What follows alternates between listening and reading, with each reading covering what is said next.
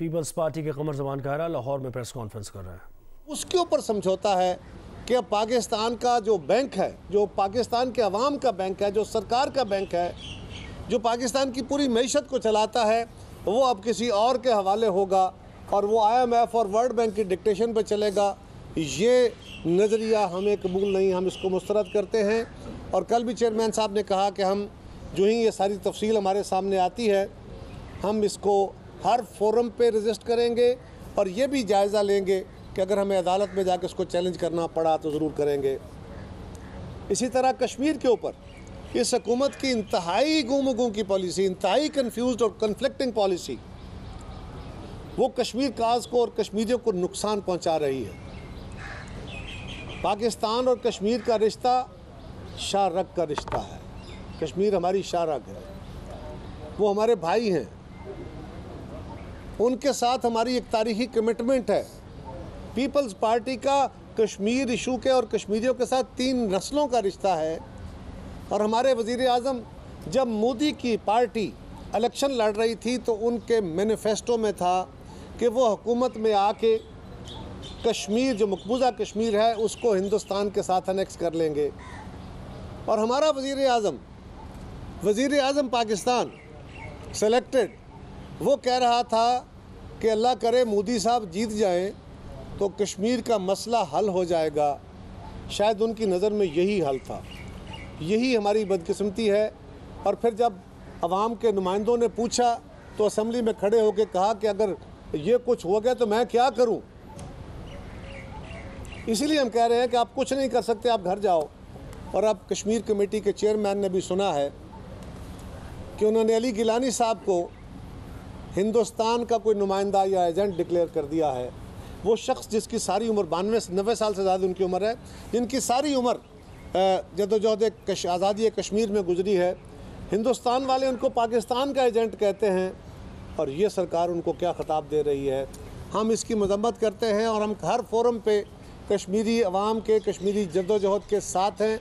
और हम peoples party हर forum पे इस मामले को अपने तौर पे भी, हमारी जो कमेटी है वो उठाती रहेगी।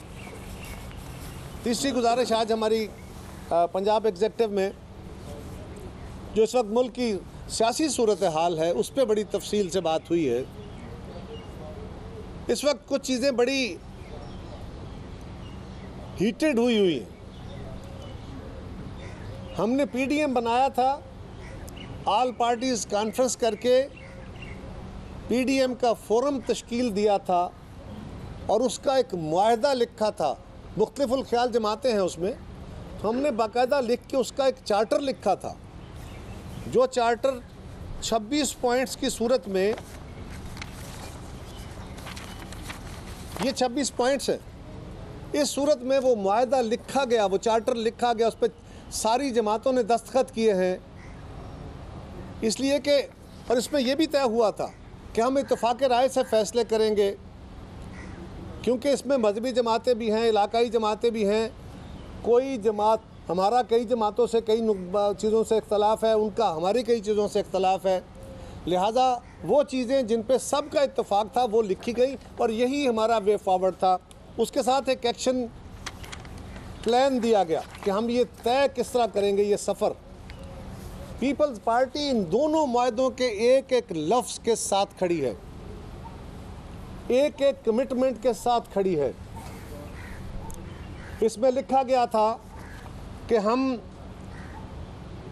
मुल्क की तहरीक चलाएंगे, हम जलसे जुलूस करेंगे, रैलियां करेंगे, हम मुल्क भर में मुल्क गिर एहतजाज करेंगे। वकला, ताजरों, किसानों, मज़दूरों, तालिब इल्मों, सिविल सोसाइटी, मीडिया और आवाम को उनकी ऑर्गेनाइजेशन से रब्ते करके उनको इस तहरीक में शामिल करेंगे।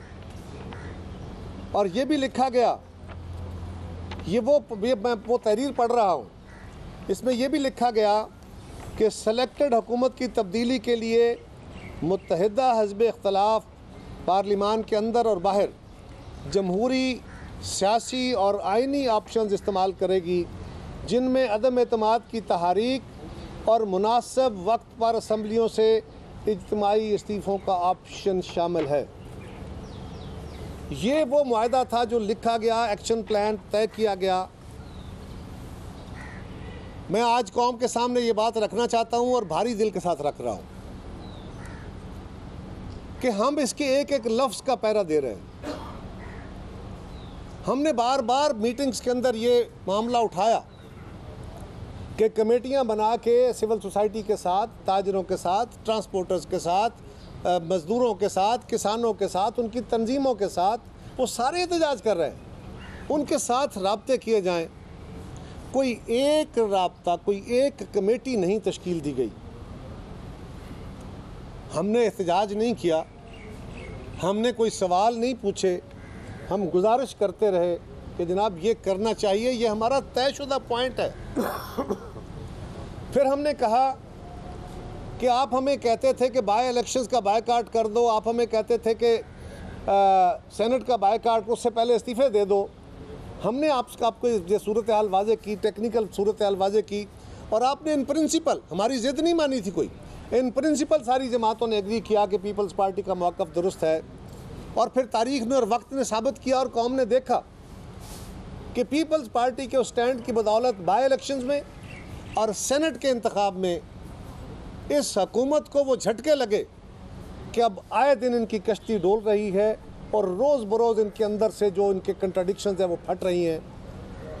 कभी एक ग्रुप सामने आ जाता है, कभी सिंध की जमात जो है वो अपनी मरकज़ी पार्टी पे इल्ज़ाम लगाती है कि 35 करोड़ लेके टिकट दिया गया, कभी 70 करोड़ का इल्ज़ाम बलोचिस्तान वाले लगाते हैं, कभी तरीन साहब अपना ग्रुप ज़ाहिर करते हैं, कभी पंजाब के अंदर से चीज़ें आवाज़ें उठती हैं। हमें कहा गया कि अदम एतमाद कैसे लाएं, हमारे पास तो नंबर नहीं है। प्रेस कॉन्फ्रेंसेस में कहा गया, हसन इकबाल साहब ने कहा कई दफ़ा, तो हमने उन्हें कहा हजूर कोशिश करें तो रास्ते पैदा होते हैं, लोग बहुत तंग हैं इस हुकूमत के रवैयों से।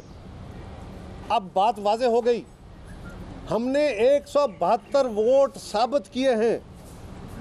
169 वोट गिलानी साहब ने लिए बतौर सेनेटर और 3 वोट उनके ज़ाया हुए। 172 वोटों से या वज़ीर आज़म बनता है या वज़ीर आज़म फारग होता है।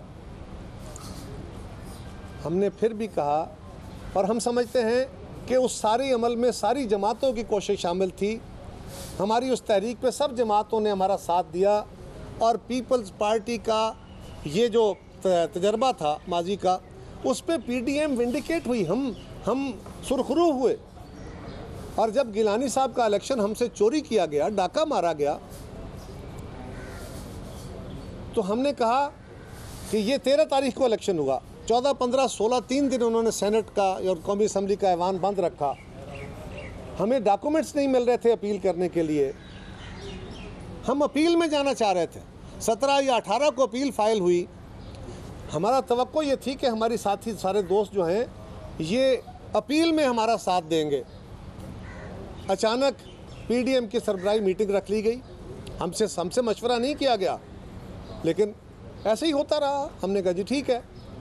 और उस मीटिंग में जाने से पहले जो बातें मीडिया के अंदर मीटिंगों में बैठ के करने वाली थी, वो वहाँ पे कहा गया जी कि अगर इस्तीफ़े नहीं देने, हमें इसके एंड पे इस्तीफ़े देने चाहिए, अगर इस्तीफ़े नहीं देने तो फिर लॉन्ग मार्च का फ़ायदा क्या है। ये बात हमें मीडिया के ज़रिए क्यों कही गई, इसकी क्या ज़रूरत थी। जब मीटिंग बुलाई थी तो मीटिंग के अंदर बैठ के बातें होती। हम तो कह रहे हैं कि जिस तरह ये लिखा गया है, जो लिखा हुआ मायदा है, इससे इन्हिराफ हम नहीं कर रहे। बाकी जमातें और मुल्क सारा अवाम सोचे कि हमें जो इल्ज़ाम दे रहे हैं हम इस मायदे के साथ हैं, इसके एक एक लफ्ज़ के साथ हैं। आज वो कह रहे हैं कि ये चीज़ें इन्हिराफ करके इनको छोड़ के आगे बढ़ें और फाइनली आप इस्तीफ़े दे दें। हम कह रहे हैं कि ये वो वक्त है और उस वक्त हमें ज़रूरत थी।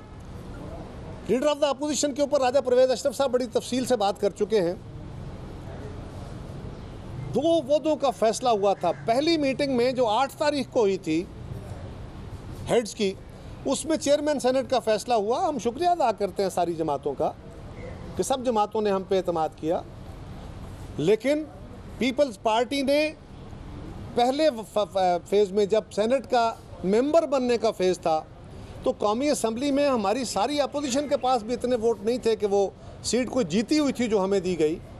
यकीनन हमें मुस्लिम लीग के, JUI के, अपने इन दोस्तों के, इन साथियों के वोटों के साथ ही हम जीत पाए, लेकिन इसके अलावा भी हमने दोस्तों से वोट लिए और हमने अपने सीनियर मोस्ट बंदे को इस हारी हुई गेम में डाला और जिसने पूरा नक्शा बदला। फिर चेयरमैन सेनेट का वक्त आया, वहाँ डाका पड़ गया, तो ज़रूरत थी कि हम सारे इकट्ठे होते। लीडर ऑफ द अपोजिशन पे जब तनाज़ा बना, हमने बार बार रिक्वेस्ट की मियाँ साहब से भी रब्ता करने की। कहते क्या कहा जाता है, मियाँ साहब से पूछ लेते। यहाँ कहा गया और हमने गुजारिश की कि जब तक गिलानी साहब के केस का फैसला नहीं हो जाता, ये चंद हफ्तों महीनों की बात है, 2-4 महीने की, उतने अरसे के लिए अगर गिलानी साहब सीनियर मोस्ट बंदे हैं, इस वक्त जो माहौल बना है उनके इलेक्शन की वजह से बना है, तो आप तो सारे वैसे ही इस्तीफे देना चाहते थे। तो अगर इस हुकूमत को टफ टाइम आया है तो गिलानी साहब अगर लीड करेंगे तो बेहतर होगा, लेकिन उस पर भी नहीं माना गया। और अब हम पे इल्ज़ाम यह है कि हमने कोई बड़ा गुनाह कर लिया, पाप कर लिया, बड़ा गुनाह कर लिया हमने, कि जी हमने हुकूमत से वोट ले लिए। कौन से वोट लिए हमने हुकूमत से? मुस्लिम लीग के पास अपने और बाकी जमातों के मिला के 26 वोट हैं, हमारे पास अपने उनके 17 वोट हैं, हमारे अपने 21 वोट हैं। 2 वोट ANP के हैं 23, 1 वोट जमात इस्लामी का है, वो हुकूमत का नहीं है। और मेहरबानी करें, हमें तो गालियां दे ही रहे हैं, जमात इस्लामी को गाली मत दें। जमात इस्लामी हुकूमती इत्तेहाद में नहीं है, ठीक है, वो हमारे साथ नहीं है, उनका अपना नुक्ता नज़र है, लेकिन वो हुकूमत के शदीद मुखालिफ हैं। 1 वोट उनका है, 24। 2 वोट हमने फाटा के जो आज़ाद मेंबरान हैं, जो इंडिपेंडेंट हैं, उनसे हमने लिए 26 वोट। ये 26 वो वोट हैं जिनके साथ सबसे बड़ी जमात, लार्जेस्ट पार्टी के तौर पे 21 वोटों के साथ यही असूल है। मौलाना फजलुर रहमान साहब खुद लीडर ऑफ द अपोजिशन रहे हैं, जानते हैं इन सारे लाहौर में पीपल्स पार्टी के रहनुमा कमर जमान कायरा प्रेस कॉन्फ्रेंस कर रहे हैं।